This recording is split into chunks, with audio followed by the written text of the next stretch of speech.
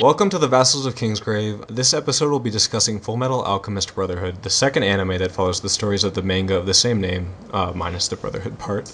This is Zach, also known as Alias in the podcast of Ice and Fire forums, and joining me to review and discuss the series, we have Bing. Hi, I'm Shushine on the forums. And Adam. Drowned Snow on the forums.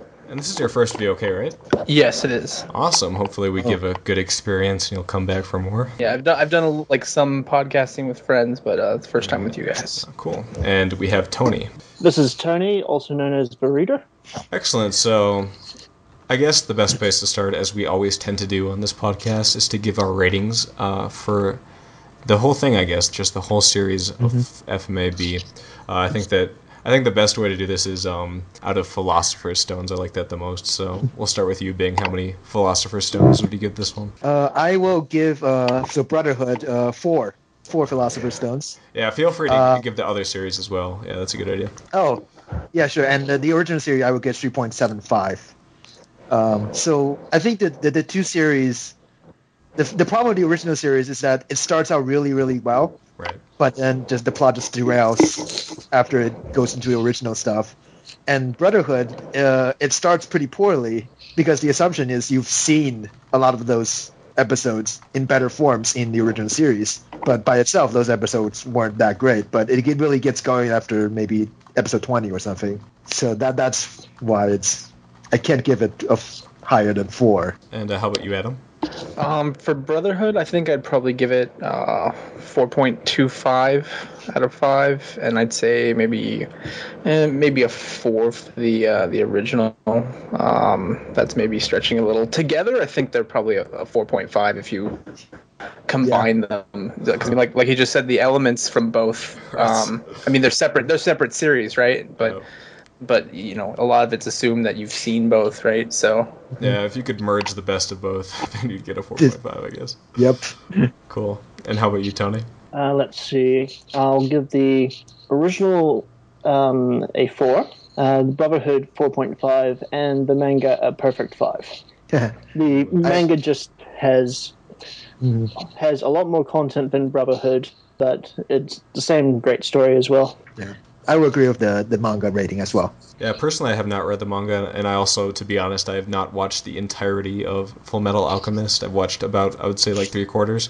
And I did enjoy what I watched, but I would not put it on the same level personally as FMAB. But I think, and I will probably get into this more later, that is partially due to the fact that I watched FMAB in full first. I did actually attempt to watch FMA a while back, but I didn't really get into it. With that said, I'd probably give FMAB probably 4.75 Philosopher's Stones. I know it'd be bad news to try to break one of those up, but yeah, I really enjoyed it. I don't know, it was really caught up in the storytelling, just everything about it, the characters, the music's too much into anime. I definitely do not have probably the canon of experience that you guys have. This was actually pretty much my very first anime, not counting Dragon Ball Z type stuff. Yeah. Right, yeah. Right. Yeah, I have plenty of those, like Dragon Ball Z, Naruto, that kind of stuff. But this still probably qualifies as more of like the shonen and the kid anime. The shonen. The kind of stuff that shows up like on Cartoon Network and things like that. But I think it kind of stands away from those other series as being a little bit more mature in its storytelling, a little bit more involved. Yeah, the other series, they usually follow a very strict formula. Right. And that's a formula that's set up 20, 30 years ago by an anime called Fist of the North Star, in which you fight the big bad guy, you level up, you fight a bigger bad guy. Right. But FMA sort of breaks away from that. It has a central story that it wants to tell. And it's coherent from the beginning to the end. yeah, and it's more about what's going on than just like who's the next battle. Yep. Yeah, I'd agree with that, and that really is why I love it in the end. I don't even think the action in this show is that amazing. There are a few really stellar visual moments animation-wise, but I would not say that its greatest feat is its action, though there's plenty of good stuff. And I think it really is the storytelling ultimately. So, do you guys have a favorite episode, character, season moment, thing that you want to point out as just being particularly special to you in this show? Okay, so my favorite part of the Brotherhood is the Briggs arc, because those are the most awesome characters, and that's really when the story kicks into the high point, when you see what the plot was going. Yeah, when they start to figure everything out, just like that point on to like the attack on Central, like that whole like season is just like a movie, like just nonstop craziness, and that's really fun and really exciting to get all that. But if I personally had to pick a favorite moment, it'd probably actually be the part where Colonel Mustang just annihilates Lust. Just Damn you! yeah, That was just mine. incinerates her. Oh, I'm sorry, but yeah, that part is just so epic. I don't know, just the whole thing, just avenging his friend who he thinks is dead, Havoc, or he doesn't think he's dead, or he like gets him to safety. But yeah, it's just a really epic moment. How about Adam and Tony? What your favorite episode, moment, arc, anything like that? Well, you took mine, but let's see. There's The gotta other be some one other ones. I quite liked. It's more so in the manga, but I just liked the bit where Father's plan just resolves and everyone is just dead. It's just a shock horror moment. And you had to wait about a month to get the next update. Oh, that must have been terrible. Like even waiting a week for me, like I had to just see what happened at that part. Everyone's just dead, and you see Father in his sort of golden godlike form, the more Elric sort of Hohenheim type body. Yeah, I wasn't convinced at that part that like things would get better. I mean, I guess they had to.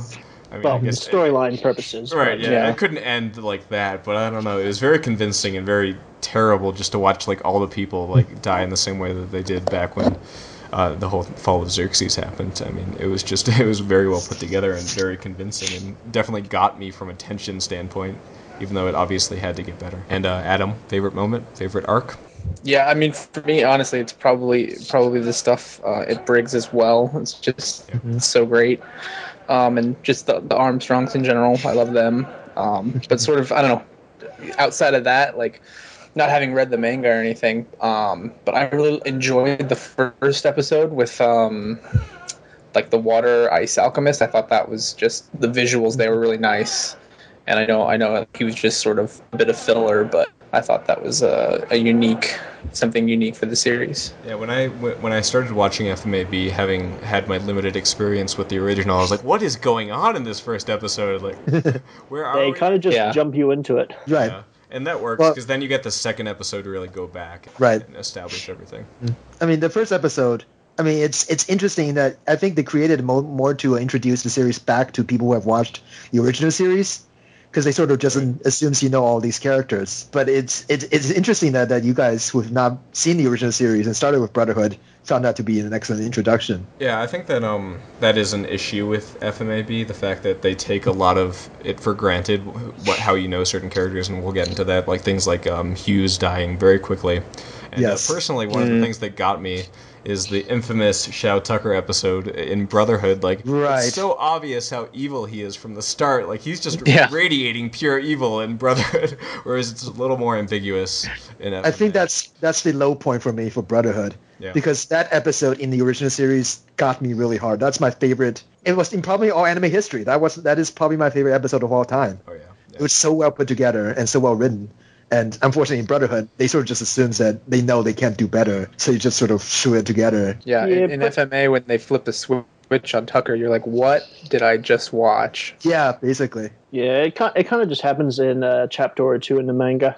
So the length of time is pretty much the same as in Brotherhood, but with the original, they take a lot of time to set it up because they spend a couple of days or so working with Shao Tucker. Yeah, in Brotherhood, it all happens in one episode, whereas there's like a pretty decent arc in FMA with the whole Alchemist exam. So how about favorite characters, guys? Do you have anyone that really stands out as the number one, and why? How about you, Bing? I mean, it has to be Olivia Mira Armstrong because she's the best. She's awesome, she makes up the 2.25 Philosopher's Stones difference between Brotherhood and FMA. So pretty much. Is she in the manga? She is, right? She is definitely in the manga. Yeah. So that is a character I could never understand why you'd leave her out of the original. I mean, she's so fun. But the thing is, in the original series, she didn't exist. Right. When Yeah. they were There was no adopted. point to even go to. She hadn't been introduced. They didn't even know she existed. Yeah, right. They did it before she even was in. Yeah. Yeah, that's fair. But she is such a good character. Yeah, just the part where Yeah. she's playing that general, like so. Yeah. And she's just no nonsense. Yeah, definitely a favorite too. Yeah, trying to pretend that she's all up in the act, and internally she's like, "I want to murder you," and then does. And there's that whole bit with her and her brother fighting over the estate.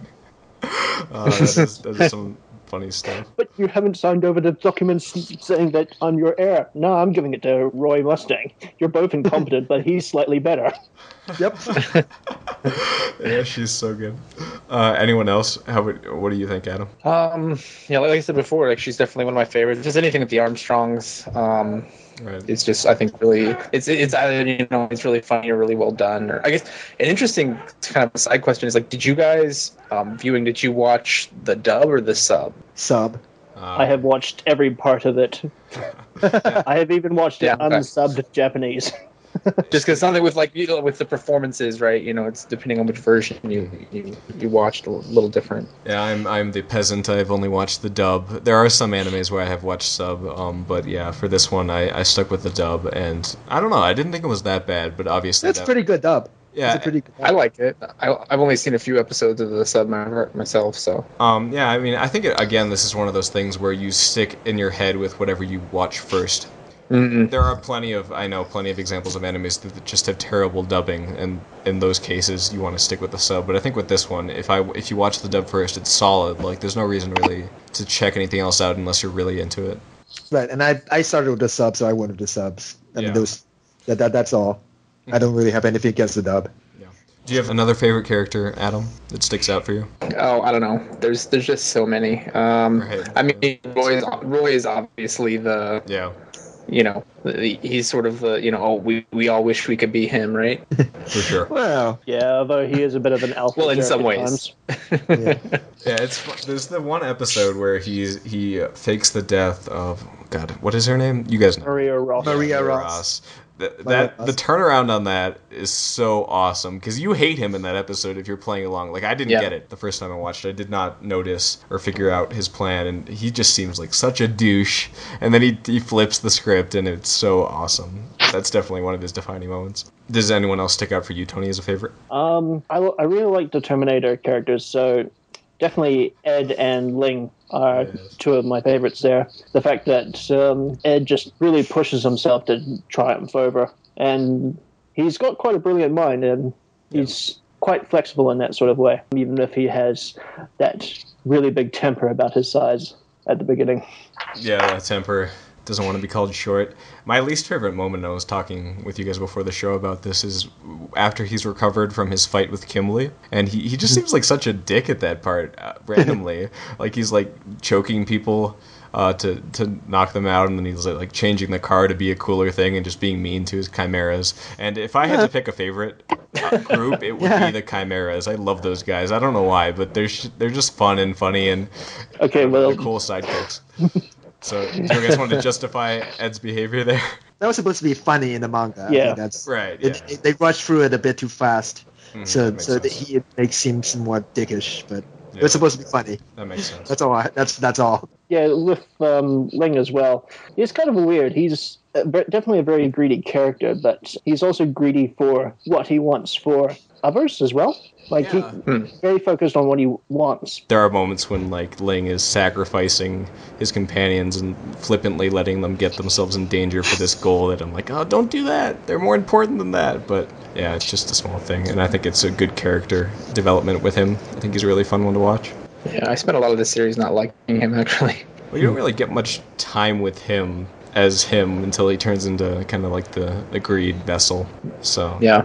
there's not much to really see that turnaround, but it definitely gets there in the last season, I think, with his little internal battles they have. Yeah, they bring it around nicely. Yeah.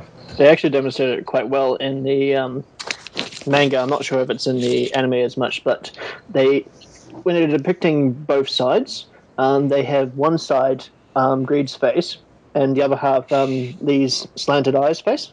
Mm-hmm. When they've switching in and out. Right. It's just a good visual. Yeah. So how about least favorite characters? But before we get into this, I do have to address this thing that I had noticed in the show notes that I listed as potential least favorites Kimberly, and a couple of you said that you actually like him, and he's actually maybe even like a favorite. So could you justify that one for me? Well, it's not so much favorite. Right, As he's a No, fun, no, but he's a fun villain. He wears a dapper suit, and he's pretty smart. That's yeah, I just like that he doesn't really he doesn't accept bullshit from anyone. I just watched now where Ed and Kimberly were fighting, and he's going on after hearing Ed say that he has resolved not to kill, and he accepts that it's a fine policy, but it can be taken advantage of where Ed thinks he's managed to win, but Kimberly's got the backup Philosopher's Stone, and he still sort of respects Ed's resolve not to kill, shown all the way up until the very end of him. But it's just he also respects the Rockbells fighting in the war, even though he's about to kill them. The Rockbells treating people. I like that he sort of respects people, even if he completely against them, and he's got a completely different personality. Yeah, he's unique, if nothing else, and I do love that moment with his fight with Ed, and how he kind of shows that you have to be ruthless to succeed, even though he kind of sucks, like, as a fighter. Like, he has this overpowered Philosopher's Stone, and he's still losing to, like, Scar, who is obviously awesome, so, I mean, he's gonna hold his own, but also, like, Ed, if he hadn't, like, cheated. well, I mean, that's... The manga, I think the series sort of rushed through his battles a bit much compared to a manga. Right. And, I mean, I think a part of why I liked him a lot more is, compared to the original series, Kimberly was just sort of this madman terrorist dude who's... Complete psychopath instead of complete minor psychopath. And he's not an interesting psychopath. Because this Kimberly... I'm going to blow you up. Yeah, basically. And whereas this Kimberly in Brotherhood, he's still a sociopath, but he has his own internal logic. He makes sense. Yeah, we get that philosophy that is terrible, but also, there's a twisted, like, sense to it. So that does definitely elevate his villain status beyond just being a mad dog. Right. But who would actually qualify as your least favorite characters, do you think? How about you, Bing? In terms of, I really, really hate this character, or this character is not interesting. No, at least, like, you hate them, not, like, poorly written or anything like that. Just you can't stand those people. Envy drives me nuts whenever I see him. He is just such a despicable little piece of shit. He's fairly competent, though, compared to some of the other ones. Oh, sure, yes, he's competent, but he's just utterly... he takes such gleeful joy in just doing these most evil things. Like causing the genocide and such. Yeah, I mean, Envy is terrible, but I also think there's this thing that I hear mentioned that the original series does a better job of making you emphatic towards the homunculi, but I really feel like Envy's final moments in FMAB are quite emphatic, or pitiful at least. They're very, like... It makes him seem like a sad little thing. Yeah.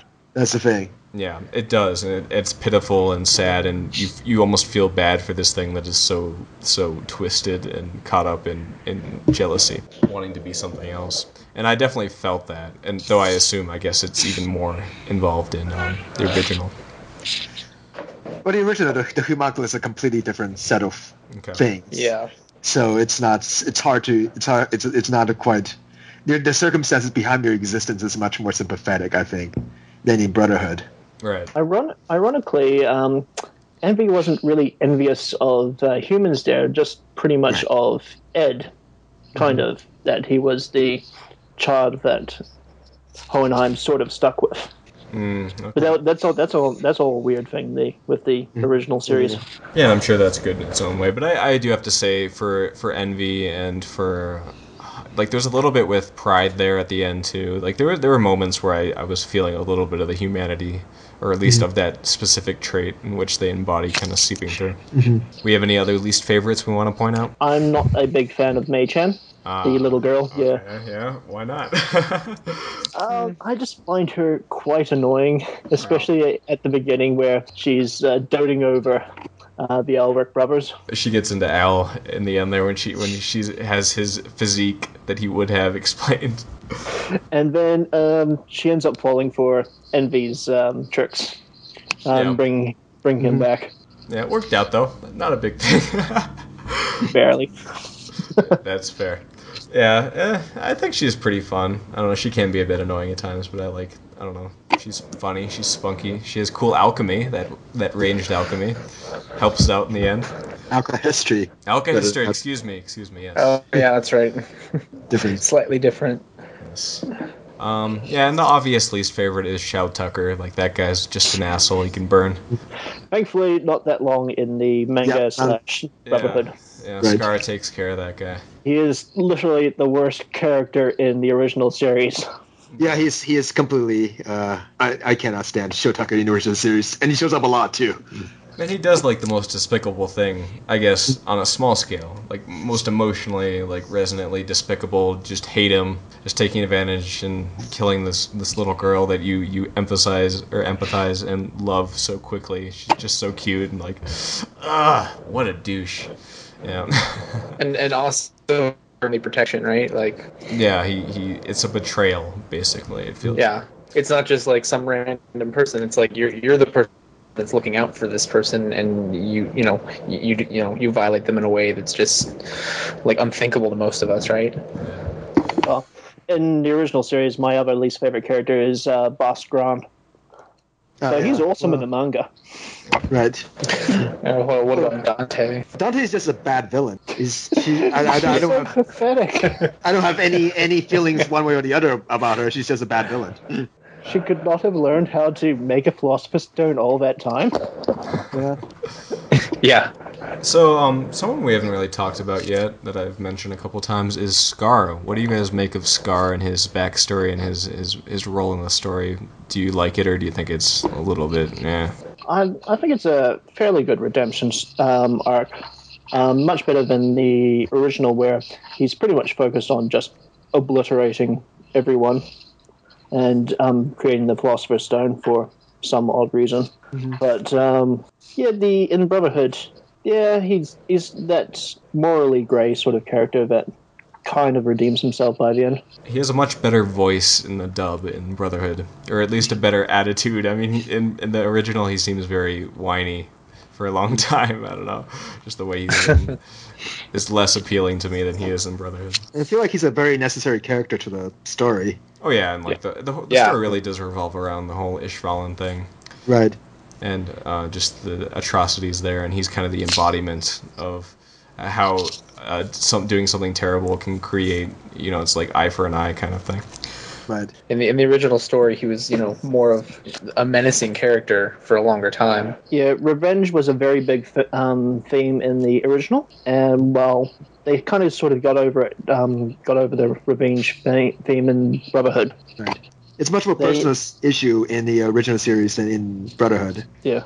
Let's see if we've missed anyone. How about Winry? What do we think of Winry? I do quite like her. Not as much in the original. This is becoming a common thing, unfortunately. Oh, yeah. It's fine. But, it's fair. She just sort of hangs around in the original. Yeah. Right.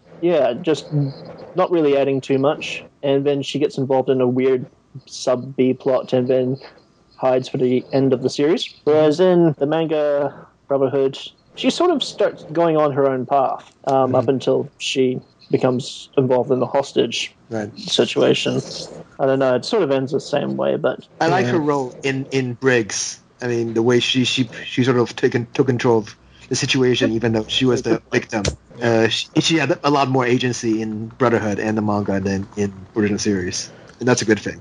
Yeah, and she's just generally a very likable character, if not doing terribly much. And also, this is another question I had that maybe you guys want to discuss, but also, if I had to pick a place where I wanted to live in the world of Fullmetal Alchemist, it'd probably be Rush Valley. I just get a good vibe from that place. I don't know, it just seems like a fun place. To deal with people talking about automail all the time, right? Yeah. I'll take the Elric home. It looks nice and peaceful. Right. What is the? God, the East. I don't know if it's called anything in particular. Risenbull. Yeah, Risenbull. Oh, Risenbull. Damn it. That's a cool place. Mm-hmm. It's just a very scenic country. It would be fun to live. as long as we're not committing Yeah, any it taboos. seems like not a huge state influence out there either. No. Right. And one of the sort of aesthetic things I love in the show is the whole like riding trains around. It's just a very consistent thing that we see, and I don't know, it just has a nice vibe to it. Yeah, consistent steampunk aesthetic. Who else? General discussion on Homunculi. Any specific thoughts you guys have on those guys? Anyone in particular? Sloth is way better in Brotherhood. Yeah. I was just watching that episode yesterday where he shows up at Briggs. Well, Slav is a her in the original series. Work is hard. Yeah, It's hard. Yeah, he's funny. yeah. Life is hard. And then you get that moment where you find out he's actually incredibly fast and like very dangerous. Oh yeah. I mean, I think Sloth is fastest homunculi. I think the background story, the sort of to the homunculi, is actually a little more interesting in the original series than in this series. Because the original series, the homunculi were the sort of failed products of doing human transmutation in the original series. Okay. Yeah, they Well, end that's up sort of specifically attached to someone, right? Right. Yeah. They end up with better backstories, but I just kept hating the parts where they're going, "No, we must fight him. No, you can't. He's my loved one," or whatever. They're my loved one. Stop fighting with each other. I mean, I like some homunculi in one series better than the other, and I think King Bradley is a much more interesting character in Brotherhood than in original series. He's a much better Wrath than Pride. Yes. And of course the reveal of who Pride is in the originals in Brotherhood is much better. Oh yeah, he is terrifying. Yeah. He is so scary. The part with Hawkeye, in the mansion, just kind of stalking her, Right. like what a creepy little kid. I can't believe they let him live. Well, he revived. Yeah, Well, I guess he's dead now or something. That's just Ed's way. Yeah. They do have that not so subtle threat at the end. Like if he sticks a toe out of line, he's going down. Yeah, generally the homunculi, I mean, I think they're good villains. I think that Greed in particular is really cool. I do like the sort of way they humanize the others. I also think they're all very scary and very powerful and just work really well as that powerful force and also funny at times, like Gluttony, hilarious. And Pride too, or what's his name? Sloth too. Just hilarious. The more like the henchmen homunculi that don't have as much depth, but they have more girth. Yeah, the more monstrous ones. Yeah. And if I actually were to pick a least favorite character, it'd probably be Hohenheim. I'm not a fan of that guy. I feel like the story just to be clear, I do love the Dwarf in the Flask episode. I think it's a really good backstory, really good cutaway, and obviously it explains so much. And I like the whole conflict with him and his sort of pseudo creation. They kind of helped each other and ultimately are at odds with each other.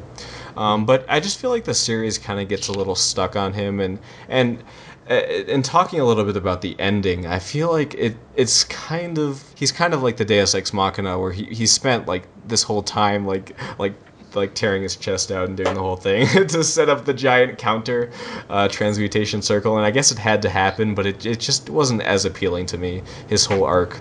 Well, I actually think he's a better character in Brotherhood than the original series. I mean, because of how the plots were derailed towards the end, I really don't know what to make of Hohenheim.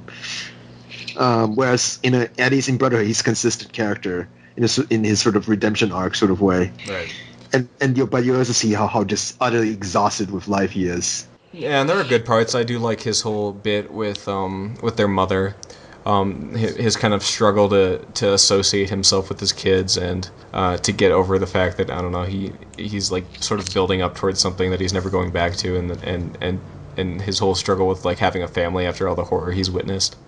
I do like that, but there's just parts that kind of they just rub me the wrong way, as opposed to a lot of the other stuff in the show. Any other characters that you want to point out to discuss in particular? Not really. I kind of like the comparison between Bradley, Raph, and Ling Greed. They're very similar, but yet quite opposites in terms of their philosophies and how they reacted to things. For one example, how when being introduced to the Philosopher's Stone, Greed accepted the souls and accepted greed as coming into his being, while Bradley Raff, he fought among all the other souls and ended up with being the only one left, whichever one it was, and all their other philosophies in terms of ruling and being for the people or the people for the ruler. Yeah, I do. Wrath, if I had to pick, Wrath is probably my favorite homunculus, even more than Greed, even though Greed's kind of the good guy one. Yeah, I just like his whole arc, his whole like struggle to do exactly what you said, kind of figure out how his function as a ruler is, and he's interesting. He's also a badass fighter. Just watching him go to town. He kills a tank. Yes. Yeah. And it takes forever to take that guy out, man. He doesn't even have any regeneration. He's just that good. Yeah. Yep. Yes. He's a monster. Obviously, there is the discussion that's kind of been underlying throughout the whole comparison between FMAB and FMAA. I think this is a good time to do that, I guess. We've discussed it, but is there anything else that you guys really want to point out in that comparison? What you think makes each series good, what you think makes each bad, what you think ultimately makes one better than the other? So I sort of just want to talk a little bit about the difference in the sort of the way it's written. Yeah, go for it. Because the original series is written by this fella named Sho Aikawa, who is probably one of the most interesting fellas in doing anime. Okay. He has done quite a few good series in the recent past. I don't know if you guys have watched 12 Kingdoms. It's pretty good. Also sort of pseudo Chinese history type of series. A pretty good series called Nadeshiko. But he has also done, so back in the 80s, he has done some utter trash. If he has done something called Angel Cop, which I'll just spoil the storyline because nobody should ever watch this piece of shit.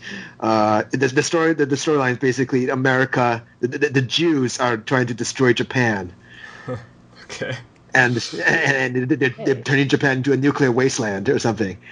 And it's some utterly, incredibly violent trash. And it's written by the same guy who did Fullmetal Alchemist. Oh, wow. But, Wait, when was this? This was back in the 80s. I think 1987, 88. Huh. Angel Cop, he also did a Violence Jack, which is probably one of the most misanthropic thing I've ever seen. And most violent thing. If you like to see little kids get butchered, that's a show for you. So that's where we can get the cynicalness of the original series. Yes, where and that's what I had to point out. Our world is the energy for alchemy in the other world. Mm-hmm. That's what I want to point out. I can definitely buy that for sure because I did have a much harder time watching the original series for reasons like that. Like it makes me more uncomfortable. I don't know. It's a lot more gloomy. It's a lot more. There's a lot more cynicism involved, and but like some people will still say that the original series is much better than Brotherhood because they like that kind of thing. Oh yeah, I can totally see the appeal, but it's not for me personally. I have a gentle heart, like some Khaleesi that have been mentioned. Wait, are we Song of Ice and Fire readers? Perhaps. It's possible for those who are listening and don't know. I don't know why you wouldn't know this, but we are the offshoot or one of the offshoot podcasts of a Song of Ice and Fire / Game of Thrones. So yeah, it's. I was just talking about the grim fantasy series, Right. and that most of us are preferring the happier one rather than the grimmer, cynical one. I don't know how I get through a Song of Ice and Fire. I don't know how I handle it.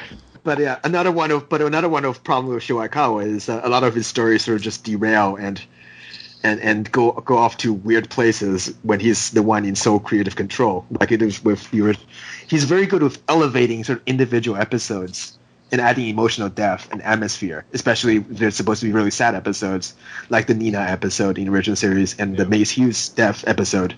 But if you ask him to do world building or build a coherent plot, then he'll usually go to very weird places, like surprise Nazis. Yes, I've heard of this interesting ending for FMA. Could someone give me some more context to that? Because I never got that far. I kind of want to understand what's going on there with the Nazis and everything. The context basically is when you reach episode 40. I want to say 48, 49. I quite don't remember. I don't remember, but it's basically the other side of the gate is our world, and apparently all the pain and suffering and deaths World War II is world. energy. Our world. Yeah. energy for Alchemy. Basically, Nazis showed up when you least expect them to show up. Yeah, that movie. Oh, and yeah, that movie is trash. I meant to rewatch basically it, like, but I look, couldn't do you it. can't have magic in the real world because we have magic here. Yeah, basically. So basically, Goodwin's law was applied to anime. Yes. Yes, unfortunately. Excellent. I kind of want to see this now. And personally, I mean, it might be cool to me because I was not too engaged by the kind of stereotypical kind of way that the original or Brotherhood kind of wrapped up. It was just a little too clean, so maybe I need some of that madness. If you want weird, mad, and utterly chaotic ending, original series is the way to go.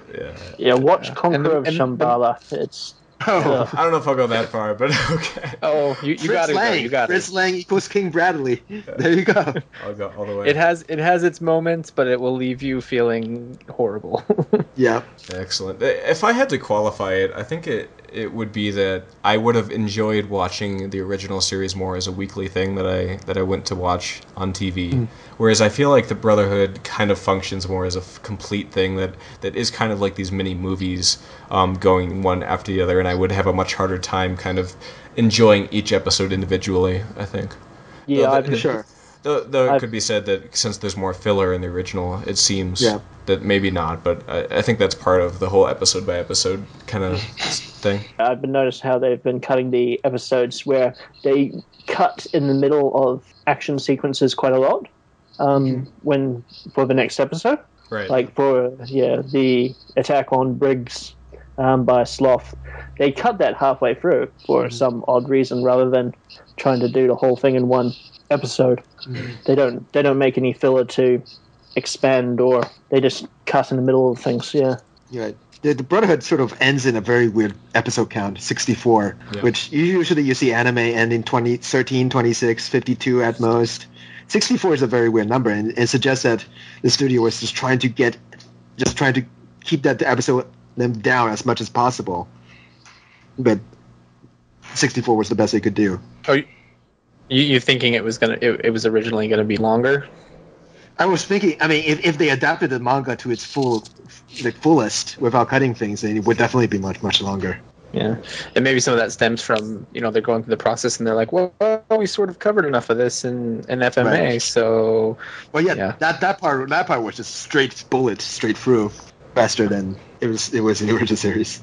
Yeah, the last season, I guess, of FMAB is very strange for me because I do love it. Like, I do love the constant action episode to episode. It's basically one big battle the whole season, and even a little bit of the season before. Yeah, and I don't know. There's definitely, I don't think it serves too well as episodically very entertaining. I feel like you really need the full thing all at once or in very close proximity to enjoy it. And I think it is kind of weirdly rushed. It is kind of unappealing. Imagine reading the manga month by month. It has been described as the holy shit quotient going up and up and up each chapter. It's definitely the cliffhanger, never-ending cliffhanger kind of thing. Nope, yeah. I experienced that. I can only imagine. It's kind of like waiting for a book to come out for 6 years. Yeah, I think I got them all in the mail, like Netflix, when the Blu-rays were released, and so that's how I saw them. So I get chunks at a time, Now it's all streaming, so yeah, right. Totally Netflix this. Though on Netflix the last season is not available. I don't know why. It's not. Not in dub that I saw. So it's weird. That's a weird weird thing. I think the complete original series is also on Funimation's website. Yeah, they're pretty open with it. Ways to do this. Yeah, I think it's all on YouTube too. So yeah, it's definitely not too underhanded in figuring that one out. Let's see. Any thoughts on the whole concept of alchemy itself? Anything that strikes you about it? I don't personally find it terribly engaging as like an anime central power kind of thing. I think that it's cool, and I love the way that they kind of quantify it with the laws of equivalent exchange, though that's kind of bullshit most of the time. But yeah, I mean, and there's some cool stuff they do with it. Like I love the flame alchemy Mustang. That's just shooting flames out of your hand. That's never not cool, right? It is kind of overpowered as you put on here. Yeah, and just the way like he does the snap and like. Psh, torch, like a lighter. Mhm. It's pretty epic and pretty powerful. It just like when you're in that issue with the homunculi where they keep regenerating, just keep shooting fire, just keep going. Eventually, it runs out. I mean, I don't know. I think like it serves its purpose. Yeah. Like Right. they clearly wanted it to be, we don't want to have a world based on magic where just sort of anything can happen, and we want to have some sort of rules. So you still get like skepticism among the people, and like, oh well, the alchemy, that's sort of just like book learning that we don't understand. But at the same time, it basically is just dressed up magic. Basically, yeah. Yeah. I like that you have to at least be smart to be able to do alchemy. So these people are nerds in addition You to pretty much need a degree in chemistry to do Right. alchemy. basically. So Basically. is there no like innate trait you need? Is it not like midi-chlorians or like your Keke Genkai or whatever? Like, is not. It could be skill. Well, you mean if you see the other side of the gate. I mean, the other side. You see the guy on the gate. You get all the can do knowledge. Right, and you yeah. can do you don't have to draw circles. You don't have to draw circles and can do it just with your hands. But I think that's it. Otherwise, anybody can really learn, I think. I don't think it's a coincidence that Hohenheim's kids were so adept Sure. at alchemy just from the Sure. from the get-go. Mhm. It definitely is like a thing that a very small sect of society can do, and Right. it probably can be chalked up to mainly it's very hard to learn. You need to be very smart. You need to understand all the rules. But I do wonder if there's like a kind of like some people are born for this. There might be How did Major Armstrong learn alchemy? How did that work? He's a lot smarter than he His looks. family. Yeah, he's not this stupid. Yeah, because see, it's so hard to tell because it's clearly like certain families seem to be better at it, or certain groups seem to be better at it. But it's because they know what they're doing, or because they have access to something that someone else Right. doesn't. Like it's not really. Is it a genetic thing, or is it just sort of a resource thing? I mean, I think the Ulrich brothers, in addition to their genetics, also had the advantage of all those books that Hohenheim Whole had. library. For sure, and they probably was some like father complex, like wanting to impress him, so they took the time to learn it. That definitely is part of it. That's really all I have to say on alchemy, though. Are there any like moments, arcs, anything that you want to highlight for discussion that was particularly interesting that we missed? I think the most important difference between original series and Brotherhood is the world building. Okay. In that original series is very much Amistris focused until you get surprise Nazis. Whereas in Brotherhood, you get a sense that this is a very coherent world, that Amistris really is just a sort of small part of a giant whole. Large Briggs in the north, large Xing in the east, and then whatever place in the west that Ed ended up visiting. Yeah. Yeah, and we goes Yeah. to some of those places. Yeah, and that whole arc I really love, where like the manhunt for Scar, like, and Right. how Bradley kind of separates Mustang's team in all the different places. I don't know. That's a fun way of kind of introducing us to the whole landscape. Mm-hmm. Though a lot of it is like at that point totally just war torn battle kind of thing. Speaking of that part where Kimberly tricks the Drachmans into just running into the wall and getting annihilated. I just watched that. It was just playing now. Yeah, that part that's seriously fucked up. Yeah. It's also just cool to watch how badass Briggs is, the Briggsman. Oh my god. Yep. Don't mess with those guys. They're Night's Watch equivalent. They're way better than Night's Watch. They're actually trained. They know what they're doing. And Right. they're merciless, as can be seen in the central attack. Yes, Yep. They're the best. And Captain Buccaneer's alligator arm. That Captain Buccaneer. that dude is badass. I love when Yeah. they first go up there and his automail's not working, and this guy with the clamp arm just comes and just tries to kill him, not letting him explain himself. That's like the whole theme of the introduction to Briggs. Like they just do not let him explain himself. They have no time for that shit. Everyone's a Drachma spy. Yes. That's probably my favorite part, like you mentioned earlier. The whole Briggs, those are the coolest guys. And generally that is a great addition to the world, like just getting that difference from the sickly corruption that is Central. And it's so strange to me like that this whole country is built upon slaughter and this whole plan to make this giant abuse of it to kill everyone and become God. I don't know. I'd much rather live somewhere else if I could than this awful place, even though there's some cool stuff in there. There's just one more example I wanted to put on the cynical versus optimism of the original two Brotherhood. Okay. In Brotherhood, in the original, it sort of ends with the philosophy of maybe equivalent exchange isn't always real, but we can always strive towards that sort of thing. While in Brotherhood, Al comes up with the philosophy of putting 10 in and getting 11 out. Just trying to put more in. Yeah. Just striving to get more out. So I can't remember exactly how he put it, but that's the gist from what I recall. Yeah. Right. Yeah. Give 10, get 10 back, get 10, give back 11 or something. Yeah. He doesn't really explain himself and how that would work necessarily. Right. There's a lot of research involved. But yeah. It's just a general philosophy. And I just like that sort of thing. They're giving back more. Right. Than what you're giving. And it's because of the existence of machine and the different sort of alchemy, alchemy, whatever. It shows that the world is not just governed by a single set of laws. Yeah, there are other options. The Amestris way is not necessarily the right way or the best way to understand. In fact, the Amestris way is definitely not the right way. No, it's the worst way. Actually, it's completely the worst way. Amestris sucks. It's a terrible place. Generally, there's some good stuff again in there, but generally terrible. Speaking of that ending part, I have to say that part where finally Ed breaks down to Winter and he's like, "I'll share 73% of my life with you," or whatever he says. That probably is the Give me half of your life and I'll give half of my life to you. I mean, it's heavy-handed as hell, but yeah, I mean, I thought that part was pretty cute and like a nice way to wrap that up. It's nice to have some like romance in this series. Yeah, whereas in the original series, it just didn't happen. Yeah, so I hear, and that sucks for me because I love when when it works out. I just want to see the satisfaction, even if it's a little, I don't know, like kitschy or just too easy. I still enjoy it. It makes my heart warm inside, and that's what matters. Anything else that we have? We're at about an hour. I think we've done a pretty decent job here, going through things. But is there anything else you guys want to highlight? That's about it from me. Okay. Yep.